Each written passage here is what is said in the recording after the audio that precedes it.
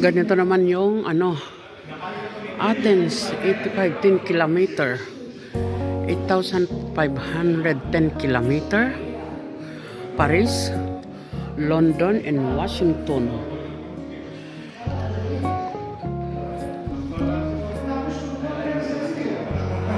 Nandito pa rin tayo sa ganito ang mga style nila nung panahon, guys. So,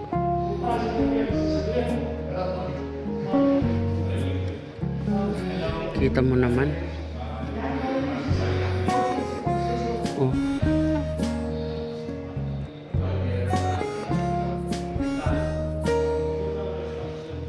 Ayan, tignan nyo. Ang hirap ng Siguro ganito din yung hirap na dinanas natin mga Pilipino nung panahon. Punta naman tayo dito, yung mga opisyales. At titignan natin kung sino tong mga ito. Ayun, oh.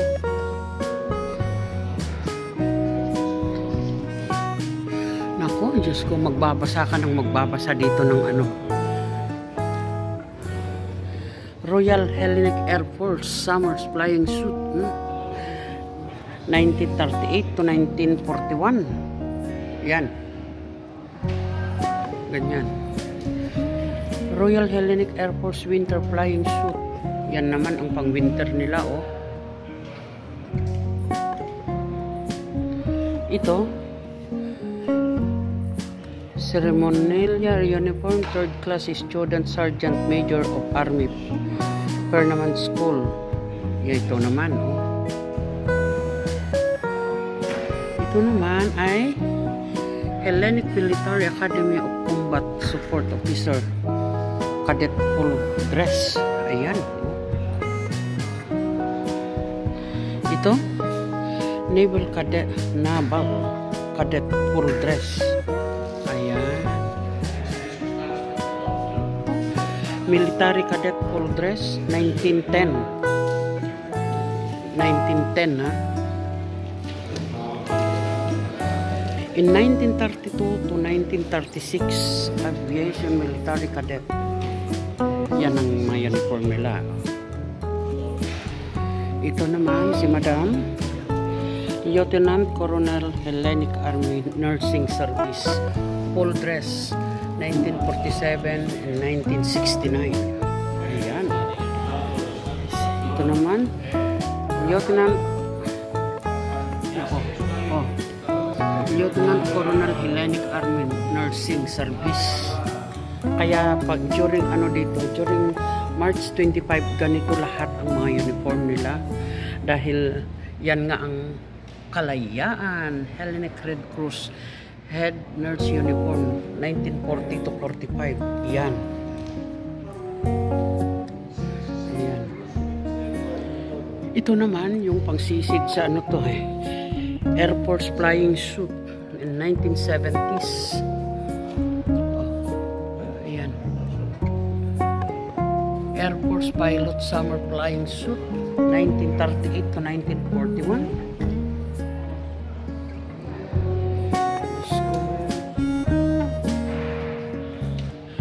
Ito naman is Pilot Flying Suit during World War I and Asia Minor Campaign 1917 to 1922.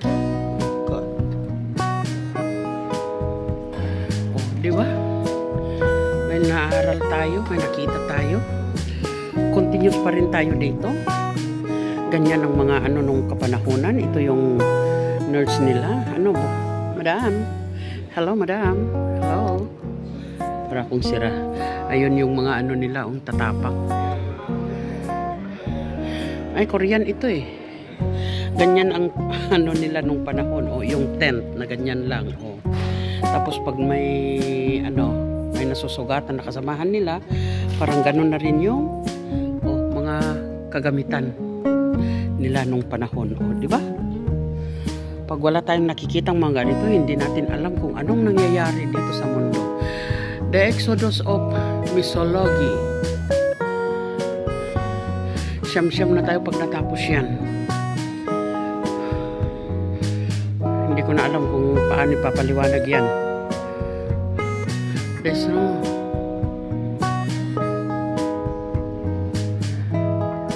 The strong fortified city of Missolonghi. Isus ako. Aduh, mabayag yan. Oh. Yung parang ganon, oh. Yung mga ganyan.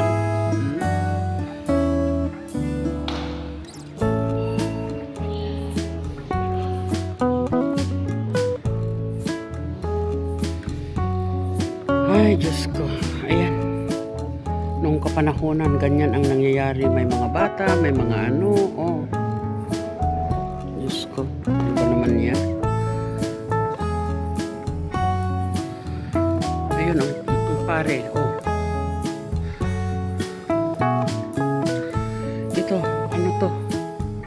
Tignan nga natin yung mabalbas na ito. Chieftain officers of the Hellenic Phalanx. Hanggang ngayon, ganito pa rin ang ginagamit pa rin nila, guys, during March 25. Nagpaparid sila, ganito, gamit pa rin nila. Seaman of the Hellenic Fleet. And 1821 to 1887. Meron pa rin yan. Ginagamit pa rin hanggang ngayon. Mahina kasi ako sa history, guys, kaya pasensya na kayo. Cretan Warriors 1896 taga-Crete. Yung ganyan ang taga-Crete ang pag-ano nila. Ito naman is Diplomatic Corps Polonese Uniform in 1960. Ayan. Hirap naman palang pupunta ng museum, talagang binabasa mo kung anong mga ano. Diplomatic Corps Polonese Uniform in 2036. Okay. Ito naman. Hello. Hanggang ngayon ginagamit pa rin nila. Diplomatic Corps Polonese Uniform 19,000. How about this? Ang mga puging mga ano. Ano yan? Engineer Lieutenant Colonel Andres uniform with undercoat 1915. Ayan, guys, ayan. Nagre-reflex ang ano ko. Infantry Second Lieutenant full dress. Ayan. At saka yung isa Artillery Colonel Andres 1915. Yan. Kasi nagre-reflex. Ngayon, punta tayo dito sa loob. Dahil ngayon, dito naman tayo sa mga ano. Pasok tayo dito dahil bigyan naman tayo ng yung security. Nagbayad tayo ng 6 euro. Kaya pwede tayong mag-vlog dito, mag-video, huwag lang mag-picture-picture. Ayan. Ang mga yan, guys, ice metal. European.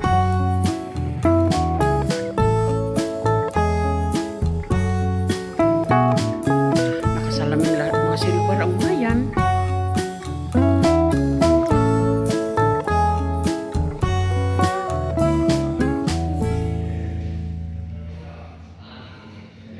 Ganito ko lang pumasok ng ano, ng museum. Tinitignan mo lahat ang mga ano, pero guys, hindi ako sigurado kung pwede ito na i-ano natin. Subukan natin kung pwede na ilagay natin ito museum. Oh. Ay, baliktad. Doon pala ako.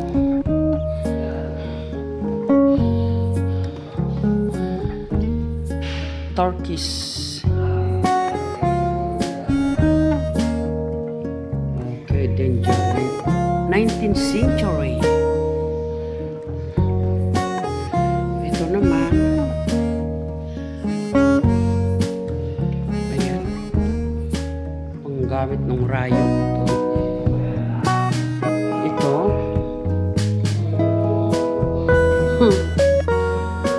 Gilded pistol and cartridge boxes, oriental and Balkan type, 19th century.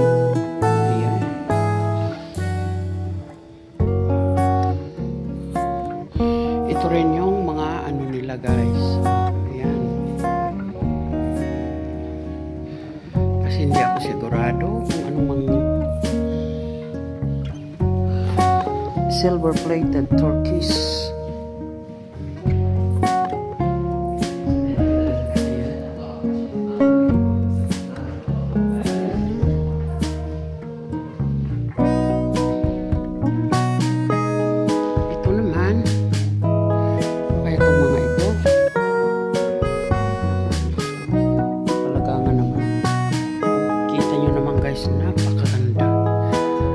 Bawal kaya ito sa YouTube?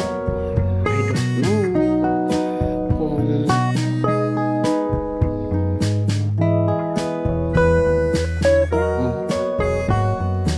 Pero kung bawal sa YouTube, di sana pinagbawalan na ako ng security.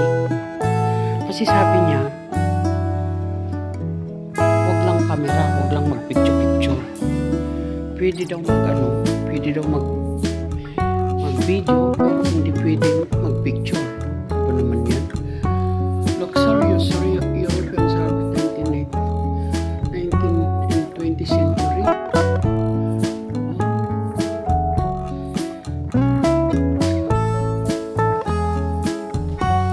Ano naman to? Ay, ito yung hanggang ngayon, di ba? Ginagamit pa rin yung mga naglalaro ng mga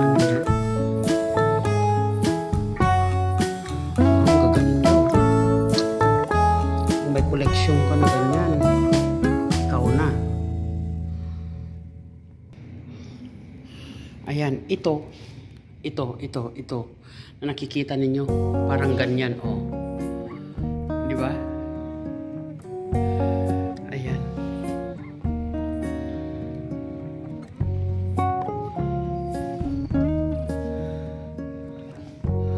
Cossack pistol and Arabian dagger, 19th centuries. Lahat pala dito may mga talaga dito mo nakikita. Sa loob ng ilang taon ko na dito sa Greece, ngayon ko lang napasok ito. Turkish bronze.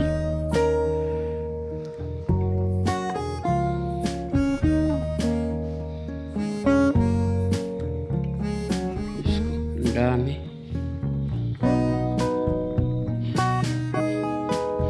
Ano naman to?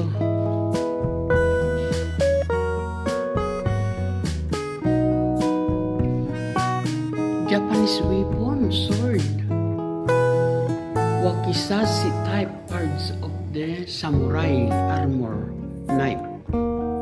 18th century. Ayan ang mga samurai. Ang mga ano. Ano naman ito? Bakit kulang ang kulang ng ilaw? Ito naman, sino ba to? Nakaupo na ito. Japanese warrior, samurai. Oh. Ayan. Ano naman itong mga ito? Ang nakalagay. Ay, may ano tayo doon. Meron pa dito, oh. Ito yung ginagamit nila sa film. Nakita ko lang ito sa film, ha. Persian helmets, shield armor, arm guard, and weapon, 19th century. Mga helmet ng mga arm guard. Ano kaya tong plato? Taga panggansa? Ay, nagutom na ako, guys. Nagutom na ako. Talaga, pag pumupunta ka pala dito sa mga bagay na ganito, talagang take time. Kasi nga, hindi ko pa naman kinuha yung aking stand. Kaya,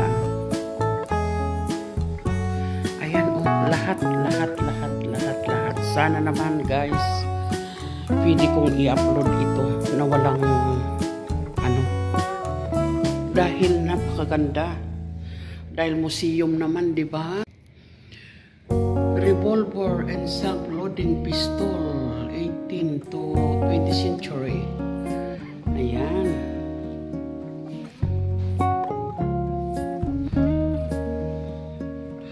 Ayan na, palabas na ako. Tapos na ang pag-ano ko. European pistol.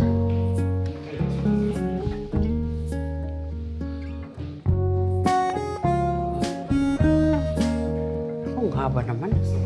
Mahaba pa doon sa ano ni matanda. May ganyan din kasi si Lakay, ang asawa ko. Ayan. Oh, ang haba na ano. Kanyon. Rifle of 18th century to 19th use on fortification and ship branch engineer. And helmet. Ganyan.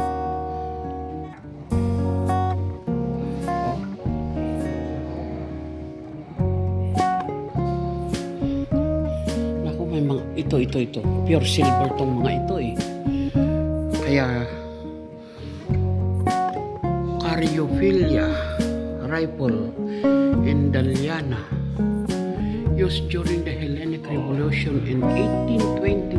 Yes, 1821.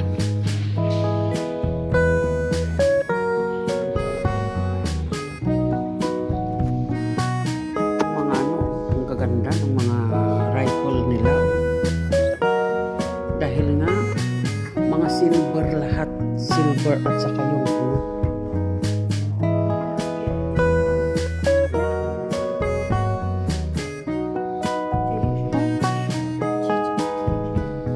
Ito naman ay luxurious. Used in the open fire during the revolution. Ginamit nila ito noong 1821.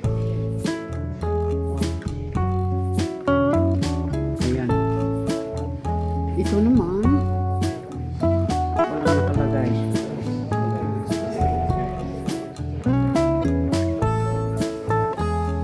Sapatos pa to. At saka sandal. Sandal ba yan? At sapatos ito. Siguro ito ihaw mo. Hikaw. BFF hikaw mo. Lagay sa ilong mo. Patapos na ako kaya pwede na akong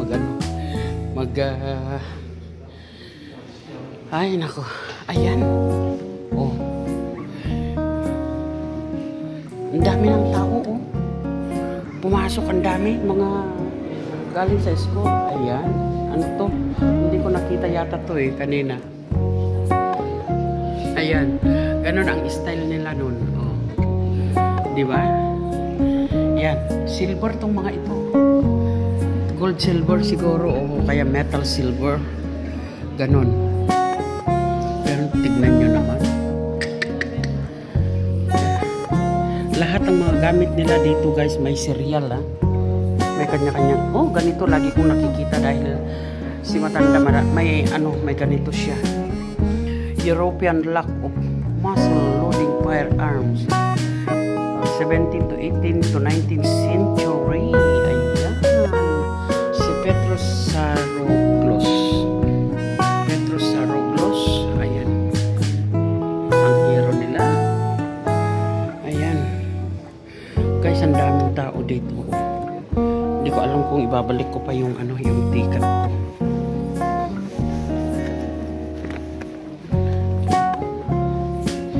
Saka hindi ko na alam kung saan ko. Ay, yan ang ticket ko guys. Ticket yan. Pulimok. Hindi na siguro. Yan naman yung extinguisher nila. Nung kapanahonan pa. Oh. Pero hanggang ngayon, ginagamit yan.